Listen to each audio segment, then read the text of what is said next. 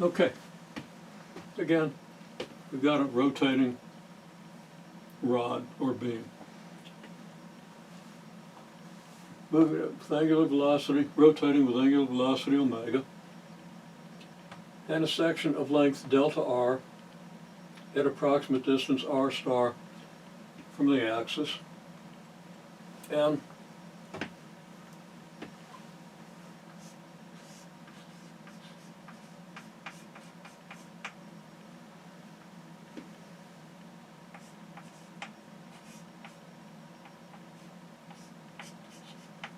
density is lambda.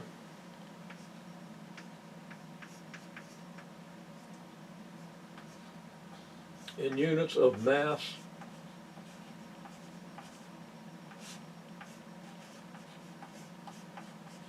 over length. So if we multiply delta by the width of this region, which is delta r, we get the mass in this region. Okay, so then, what is the kinetic energy of this mass?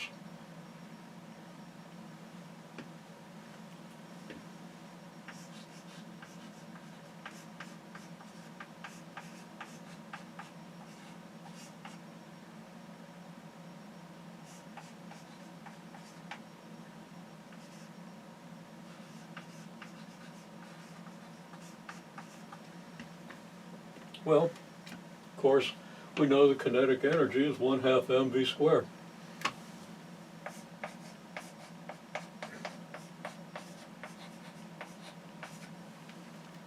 And we know that the velocity of this thing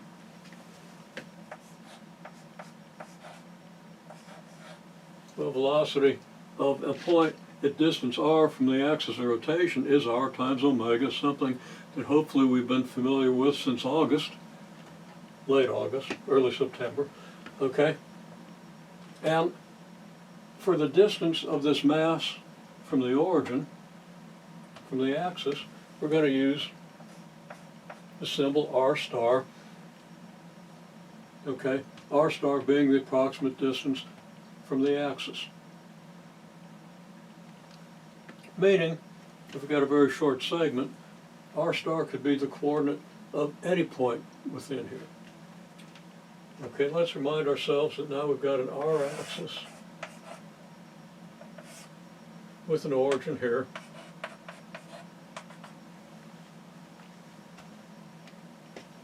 So, we have this. So what's the expression for the kinetic energy in terms of the symbols that we've got here? Well, first of all,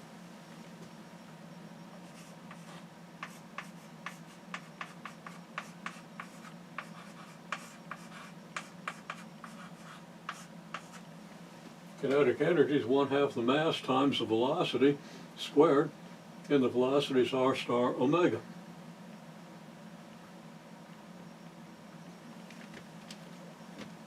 What about the mass?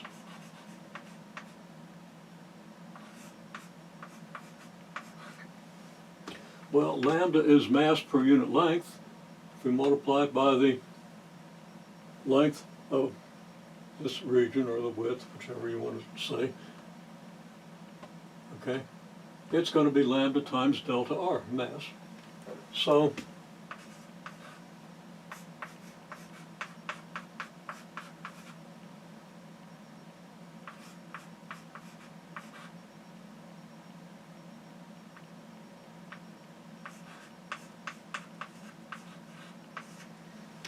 we get all this mass. Okay, now we can think of this as the the mass, and we can think of this as v squared. So here's v squared, and here's our mass, 1/2 m v squared. So there's no mystery to this expression, but you have to understand how each expression is related to the parameters that we've set up. Okay, well, then the kinetic energy is this. Now, let's imagine that we take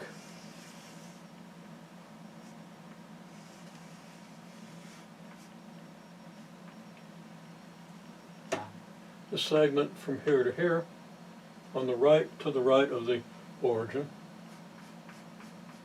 and we break this half of the beam into small sections of the beam. We partition the beam, and we're doing that from here's R, here's where R equals 0. We're doing this from R equals 0 to half the length of the beam. Now, let's say now that the beam has length L,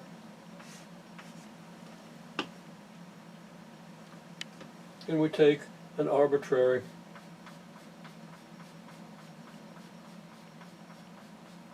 segment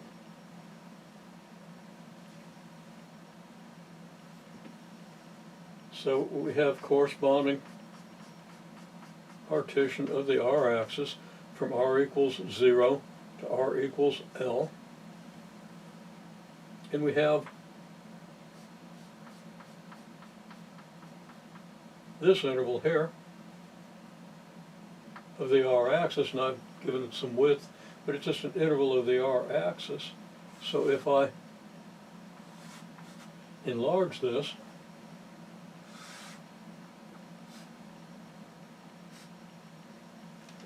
I've got an interval here. Let's call this interval the ith interval.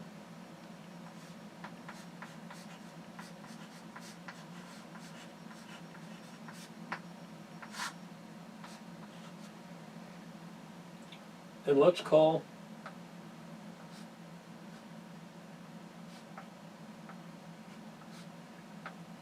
the R value here R sub I minus 1, and call this R sub I, and we'll let R sub I star be the coordinate of any point within the interval. We don't care which one. Then we're going to let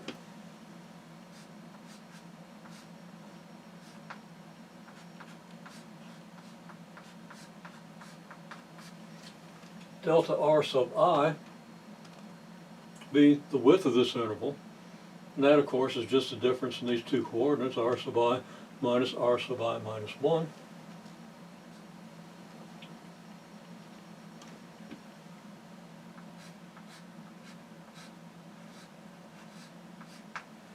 Delta M sub I, the mass contribution of this interval,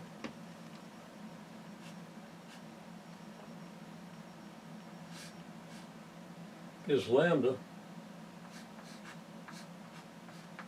times your delta R sub I. And the kinetic energy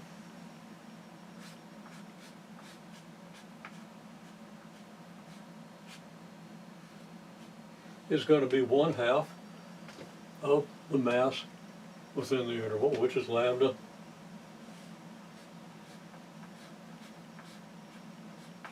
delta R sub I, multiplied by the squared velocity, which we're going to take to be R sub I star times omega,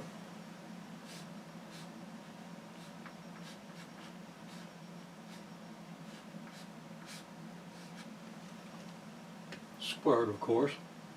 So there is the kinetic energy of this region. I'll call this a delta KE, not a change in kinetic energy, but a contribution in this case of the mass within the ith partition to the total kinetic energy. So that'll be delta KE sub I, so that the kinetic energy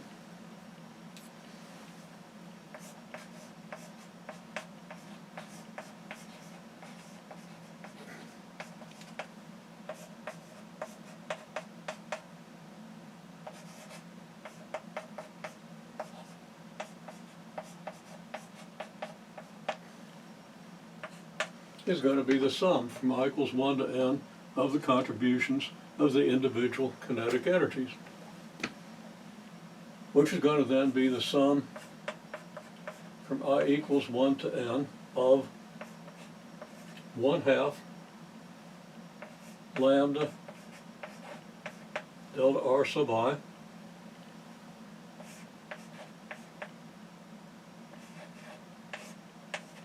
times the square of r sub I omega.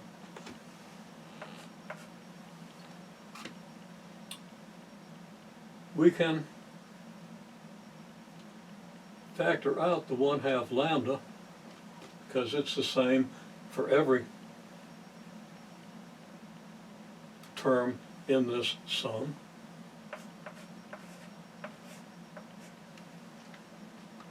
We can factor out v omega squared.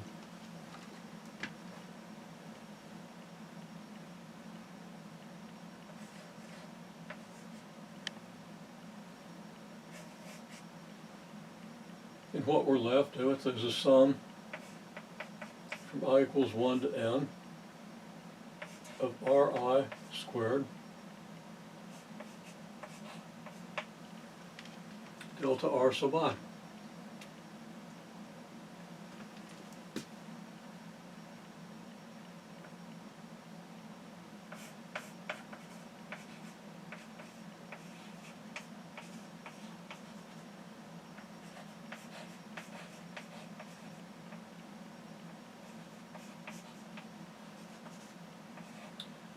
As n approaches infinity, this sum approaches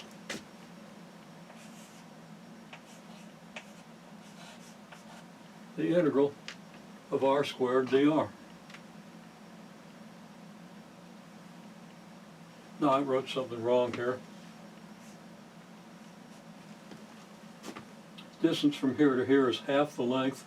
That should be L over 2. The sum, well, our r sub i's vary from 0 up to L over 2. Now they don't quite hit 0, they don't quite hit L over 2 because the sample points are inside the intervals, not at the end points. But in the limit, we shrink these things down so small that it doesn't matter if this thing's somewhere within the interval. It effectively ends up at either endpoint you want to choose. So since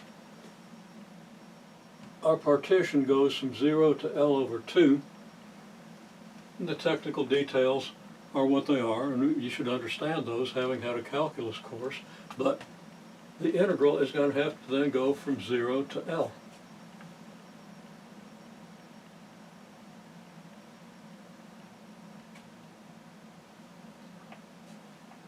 Well, that integral is very easy to do. The integral is not going to end up as r cubed over 3, L cubed over 3.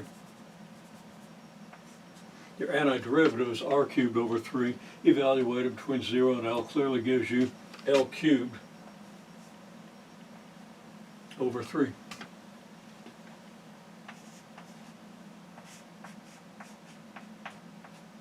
So your kinetic energy is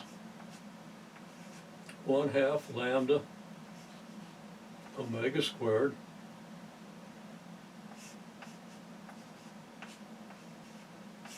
times L cubed over 3. Now we can notice that the total mass of this beam is lambda times L. Okay, so we note, I'm going to rewrite this, kinetic energy so far is 1/2 lambda omega squared times L cubed over 3. Okay, so we note that lambda L equals a mass, because this is a mass per unit length times a length, and it's the mass per unit length multiplied by the length of the whole beam, such the total mass of the beam.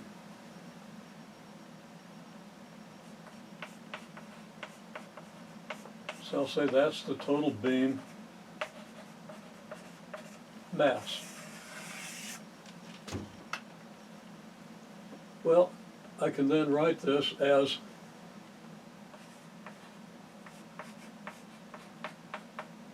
first of all, the 3 times the 2 gives me 6. That's 1/6 of the mass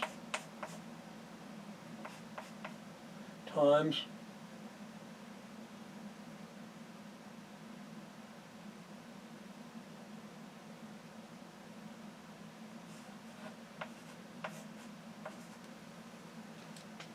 omega squared L squared.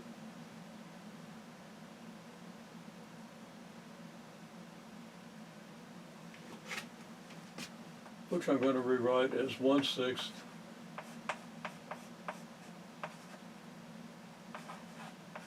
and actually I'm going to write it as ml squared over 6 times omega squared.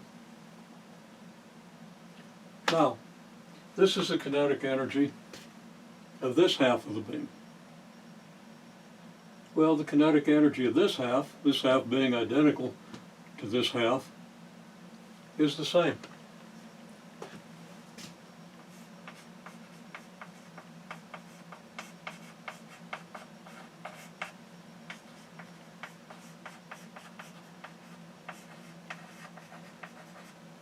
So this is the kinetic energy of half the beam. So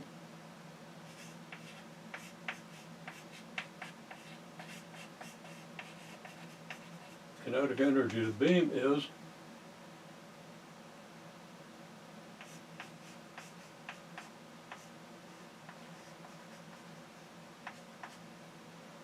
double this.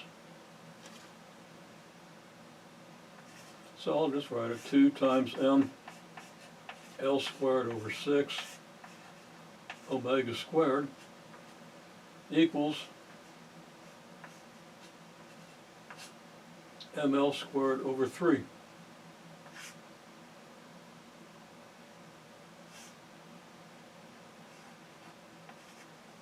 Times omega squared.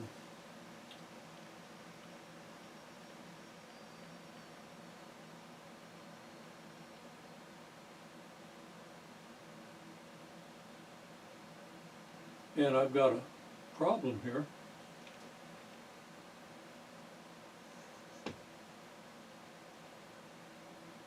Because it should be 1/2 of ml squared over 3. And yeah, this integral should have gone from 0 to ml over 2, to L over 2. And if it goes to L over 2, then you're going to have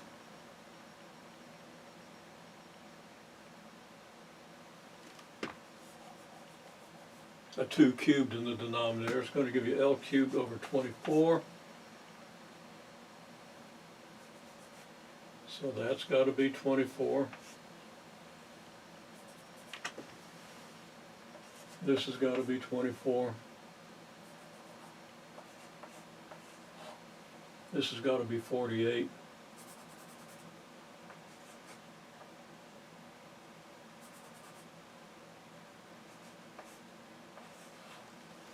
So this is 48, and that's too doggone much, because when I double it, I'm still going to get a 24. I should be getting a 12.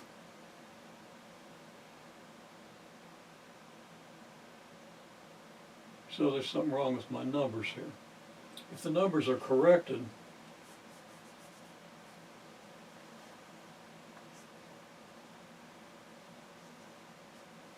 this is going to be ml squared over 12. So have I overcorrected somehow? L over 2 cubed would be 24.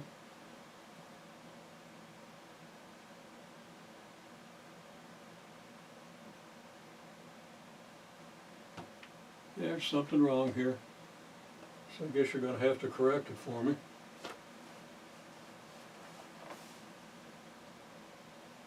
It's what we're supposed to come out with. I'm not going to stand in front of the camera and waste class time trying to correct something that could be easily corrected if you're just a little more careful than I was. Never mind. That does come out 24.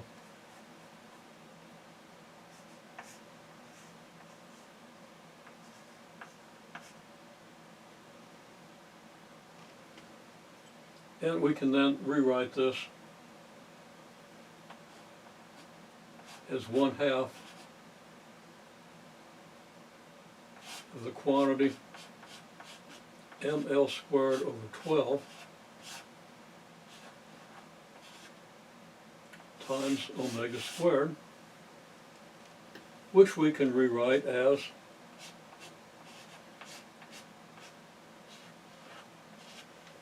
one-half I omega squared, where I equals ml squared over 12.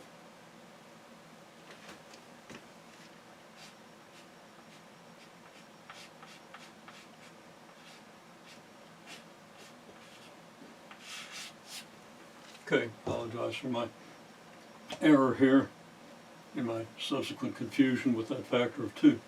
So, there it is. Now, this is a central notion. As you know, if you've done the homework, the moment of inertia, I've just derived the moment of inertia for this beam.